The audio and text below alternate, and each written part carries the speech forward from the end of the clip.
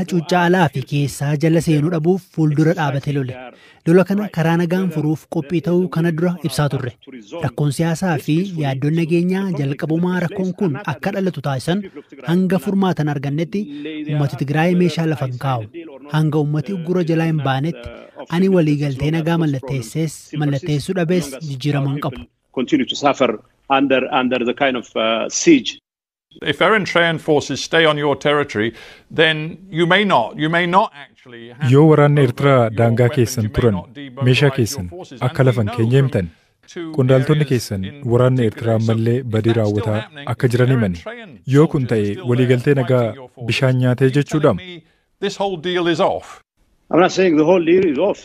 What we are saying is we are ready to lay down our arms as long as it is. Waliigalteen nagaa akkuma jiruun bishaan nyaate jechaa hin jiru. Wanti nuti jechaa jirru uummati keenya nagaa barbaada. Waggaa dura baqattoota qeerraa buqqa'an caalaa baqattooti hedduu amma jiru.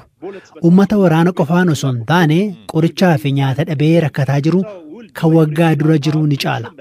Uummati keenya akka uummataatti akka turuuf jecha osoo miidhamnuu waliigaltee nagaa kana fudhanne. Waraanni kana dura biyyattii dhiisee ba'uu qabuu fi mootummaa federaalaan affeerame haliilaatti hufee osoo jiru meeshaa hiikkachuun hiikan qabu. Meeshaa hiikkachuun meeshaa lafa kaa'u osoo hin taane nagaan waaraa jiraachuu mirkaneessuudha. It's not about handing over your weapons. It's about making sure that there is a sustainable peace. You talk about painful concessions and I feel osoo nu miidhuu ittuma dhiibnee yeroo jettu sagalee kee keessaa hubatamutu mul'ata.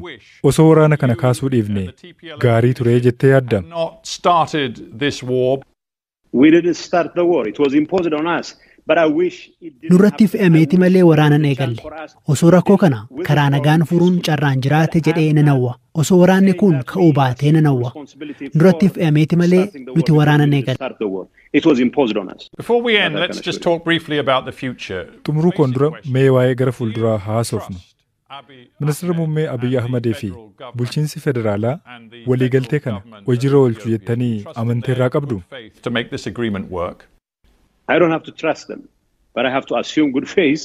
And of course, amanuu hin qabu. Garuu waan gaariin eega. Akkuma jedhamu wanti gaariin raawwata jedhee nan eega. Isa hamtuuf ammoo nan qophaa'a. Yeroo kanatti wanti ani irratti xiyyeeffadhu uummati kiyya waan isaaf malu akka argatu waliigalteen nagaa kun akka milkaa'uu dalaguudha. Rakkoon uummata keenyaa akka xumura argatu akka mootummaatti waan dalagamuu qabu maranii dalagna. When we last spoke, you had real doubts about whether Tigray's future lay within Ethiopia. Kana dura yeroo haasofnu egereen Tigraay Itoophiyaa keessanii ta'a waan jedhu irratti shakkii akka qabdan ibsitee turte. Amma sirna federaalaa Itoophiyaa keessa turuuf waliigalle irraa jettee nutti muudhaaf qophiidha. To exist within the federal constitution of Ethiopia. What we have agreed in Pretoria is what we have always been declaring, that as long as wanti Pireetooriyaatti waliigallee waan yeroo hundaa gaafataa turredha. Hanga mirgi hiree murteeffannaa keenya kabajametti Itoophiyaa keessa turuu feena.